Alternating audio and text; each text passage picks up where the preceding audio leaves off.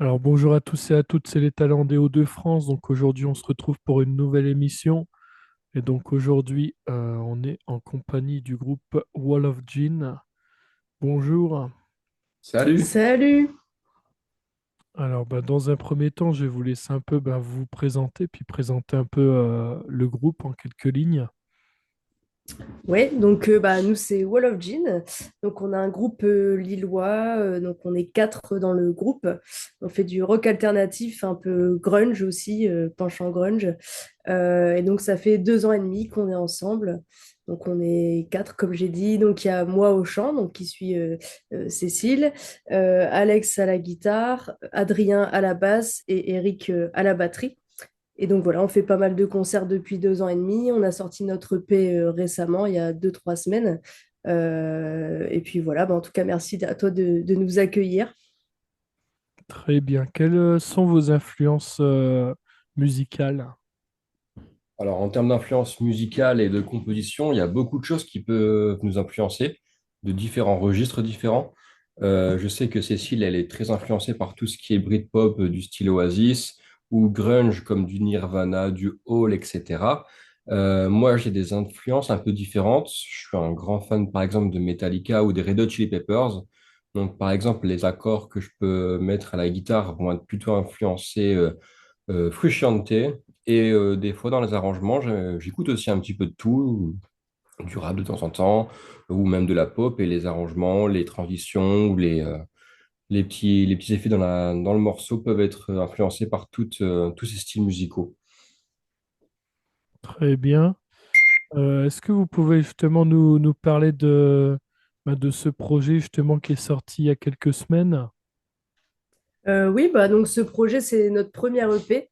Donc on a vraiment attendu en fait avant de sortir cette EP parce qu'on voulait d'abord poncer un peu les scènes, hein, comme on dit.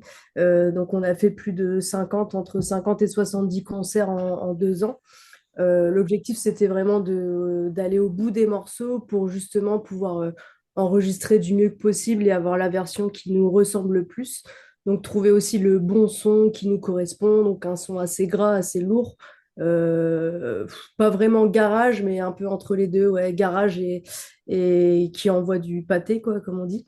Et donc, ouais, c'est un projet qu'on mûrit depuis pas mal de temps et qu'on a fait l'été dernier. On a enregistré l'été dernier donc, au studio CEP à Allen-les-Aubourdins et on a fait mixer et masteriser le P par Rémi Boy, qui est un ingé son aussi assez réputé dans le coin. Et puis voilà, donc là on l'a sorti il y a quelques temps. Nous, ce qu'on voulait, c'était vraiment faire un clip, au moins sur un des deux morceaux, parce qu'on trouvait que c'était important aussi pour les gens de voir un peu à qui ils ont affaire et de comprendre un peu l'esprit de la chanson, l'énergie qu'on veut dégager. Donc c'est ce qu'on a fait. On a fait appel à Christopher Broyard, alias Mister Big Mac, qui a fait notre clip il y a quelques temps. Et puis donc on a sorti tout ça la fin janvier. Et donc là, on essaye de se faire un peu promouvoir. Enfin, ça nous permet aussi d'avoir des opportunités. On est passé sur WEO TV, sur pas mal de radios anglaises, canadiennes aussi, françaises. Voilà, donc on a remarqué que ça plaisait pas mal. On le savait déjà plus ou moins avec nos concerts, parce que même quand il n'y a pas forcément grand monde, les gens pogotent quand même. Donc voilà, c'est un EP qui nous tenait à cœur et qui marque, je pense, le début d'une longue série.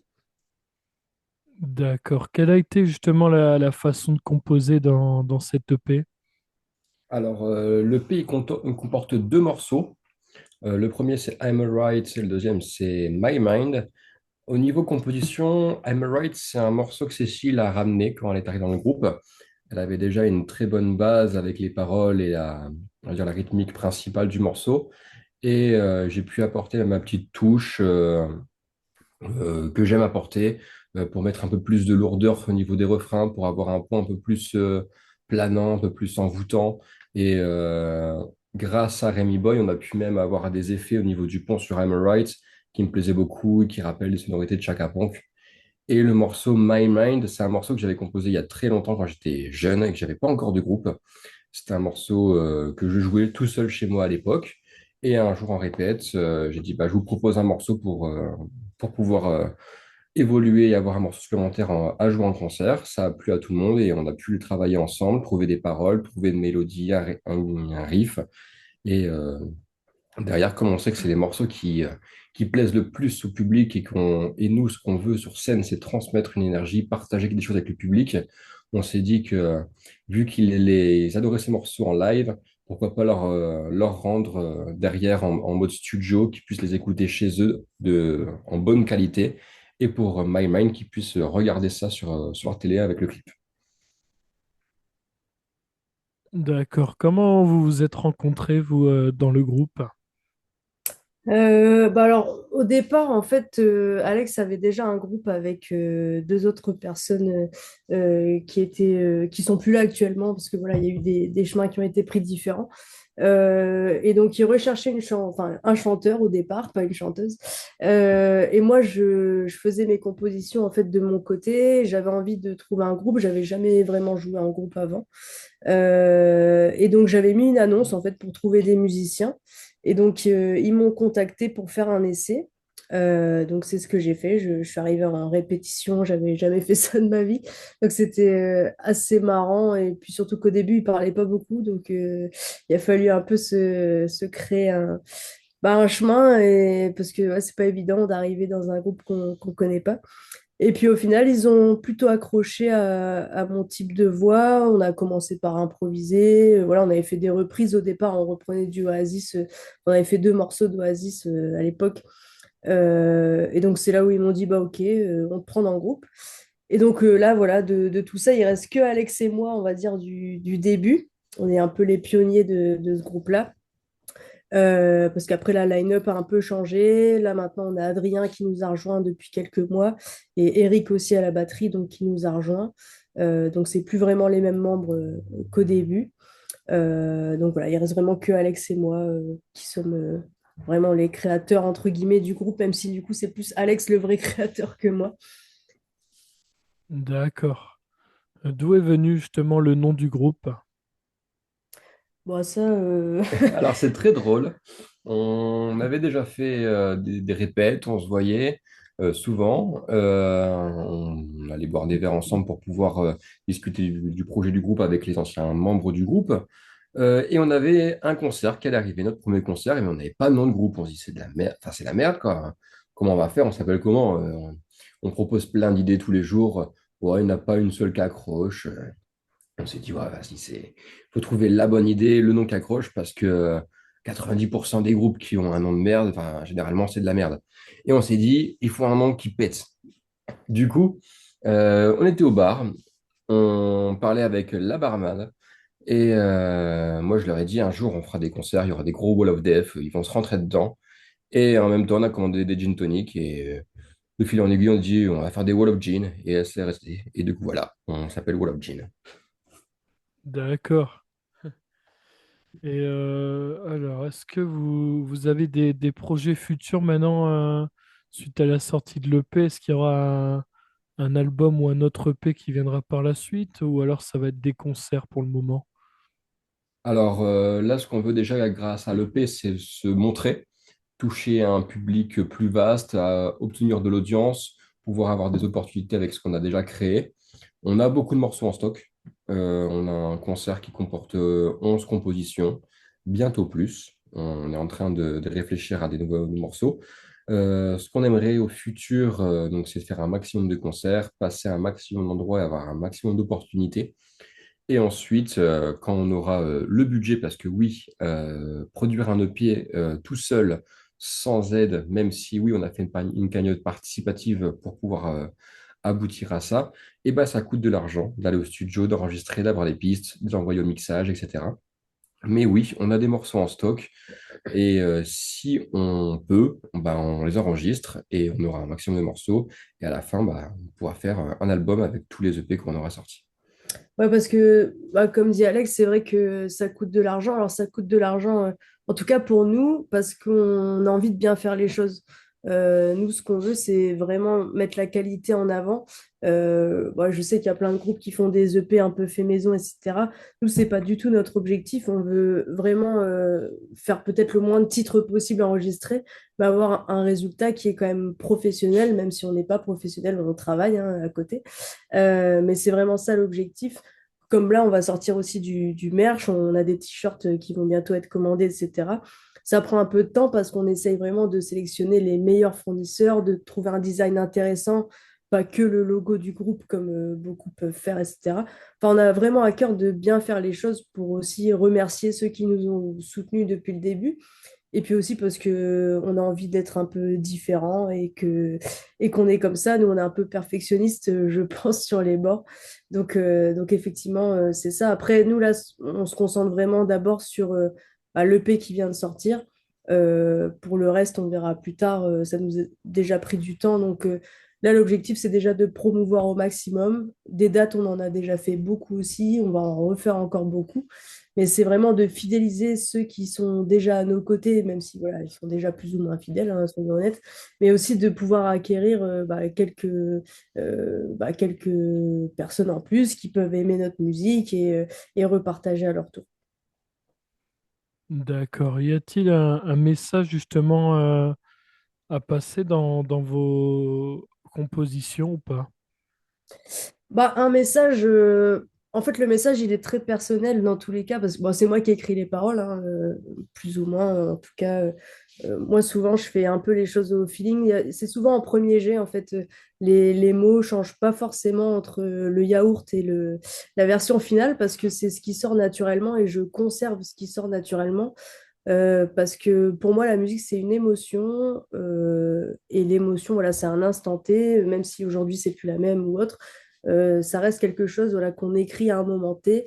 Donc, je ne sais pas s'il y a un message à faire passer à travers les chansons. On n'est pas du genre à encourager les gens à se lever ou j'en sais rien. On est plus, voilà, juste, moi, je transmets une émotion de ce que je ressens actuellement, un instant T. Et juste le message qu'on peut avoir à travers peut-être plus nos concerts ou ce genre de choses, c'est plus lâchez-vous, profitez du moment, libérez les énergies, parce que nous, c'est ce qu'on fait en fait sur scène, on se lâche complètement, on s'abandonne un peu par rapport à nos vies annexes de travailleurs comme tout le monde.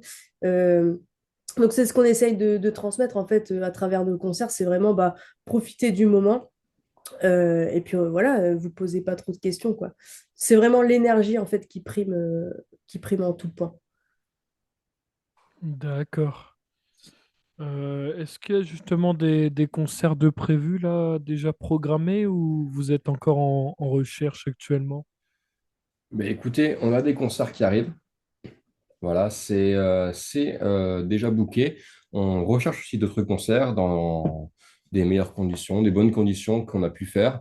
Notre but, c'est de faire un maximum de concerts parce qu'on aime ça, on aime monter sur scène, c'est là où on se sent le mieux, c'est là où on peut transmettre notre énergie, on peut transmettre notre musique. Nous, on préfère largement jouer sur scène plutôt que de passer dans des playlists et ne jamais faire trois concerts par an. Donc, on a déjà des concerts prévus, je vais vous les dire. On joue le 15 mars au Molotov à Gand, donc en Belgique.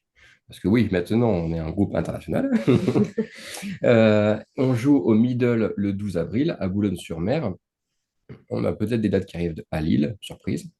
Et voilà, donc peut-être l'été aussi, les festivals. On est en train de démarcher un petit peu de notre côté pour pouvoir proposer des concerts sur des grosses scènes avec un public bien chaud et pouvoir faire rayonner l'EP qu'on a sorti dernièrement.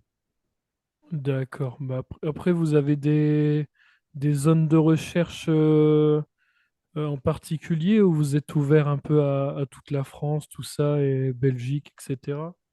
Ah ouais, nous on est ouvert partout, hein, partout où on peut jouer, on joue. Euh, Après, c'est vrai que la France, on se rend compte aussi que le rock, c'est pas forcément ce qui prime, donc on essaye aussi de se déporter un peu, justement, comme vous disiez, vers la Belgique, pourquoi pas l'Angleterre, voilà, on a quelques pistes. Donc là, l'objectif, c'est vraiment de se faire remarquer un peu partout, même si c'est des fois devant une, deux, trois personnes ou devant 500 personnes, peu importe. En fait, l'exercice en lui-même, on sait le faire, peu importe le public devant nous. On a toujours réussi à faire pogoter les gens, qu'il y en ait 500 ou 3.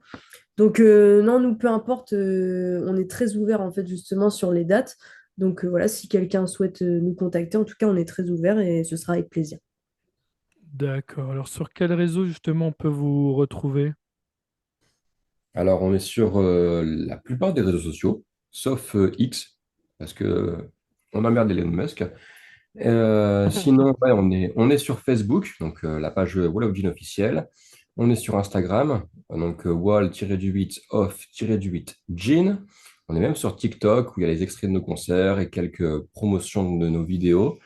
On peut nous retrouver aussi sur toutes les plateformes de streaming, donc Spotify, Deezer, Apple Music, etc.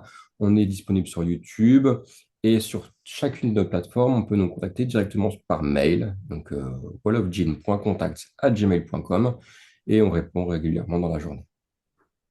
D'accord. Comment vous arrivez justement à maintenir un peu un équilibre entre justement la vie personnelle puis le travail à côté et justement la carrière artistique que vous êtes en train de mettre en avant aujourd'hui? Bah, c'est assez simple, on dort plus. Non, je plaisante, mais non, c'est un peu fatigant, c'est sûr, parce que c'est un métier hein, de trouver des dates. En fait, les gens pourraient croire que juste on monte sur scène, on joue et terminé, mais pas du tout. C'est un vrai métier. Il y a enfin, le démarchage, tout l'aspect un peu commercial du truc, la logistique avec l'organisation des concerts.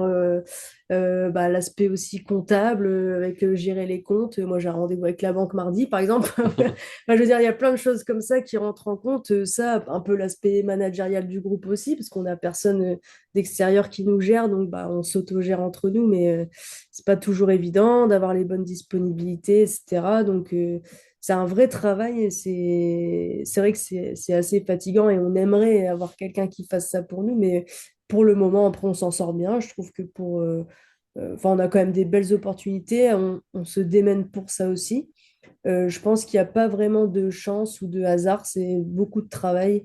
Et nous, c'est ce qu'on fait. On persévère. Parfois, on envoie des mails jusqu'à 23 heures minuit, après le travail. Et puis, c'est tout. Après, c'est la vie qu'on a décidé de mener aussi. Et puis, après, il faut bien manger. Donc, effectivement, on a un travail. Et puis, peut-être qu'un jour, le travail, ce sera ce qui nous passionne, tout simplement. D'accord, très bien.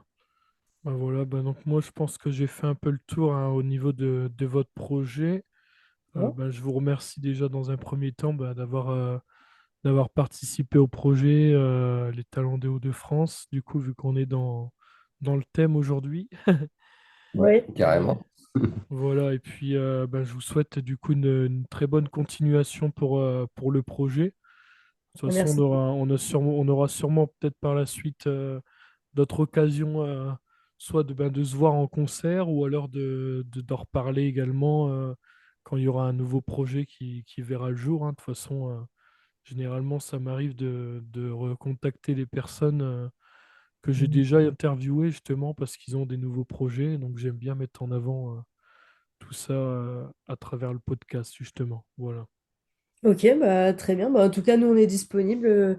Voilà, s'il y a quoi que ce soit, on est ouvert. Même à se rencontrer, il n'y a aucun problème, hein. Même en concert, venez nous voir. Ouais, venez nous Ce sera voir. avec plaisir. Donc, on est super ouvert. Donc, vous pouvez venir nous voir en concert, ou nous parler avant ou après les concerts. Il n'y a pas de souci. Vous pouvez nous streamer sur les plateformes. N'oubliez pas, partagez notre musique autour de vous. Allez voir notre clip parce qu'il est vraiment cool. Et contactez-nous parce que, voilà, on viendra chez vous pour foutre le bordel s'il faut. Il n'y a pas de problème.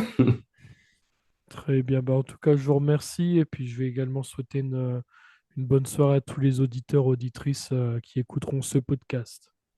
Bonne soirée à eux et puis merci à vous pour l'invitation.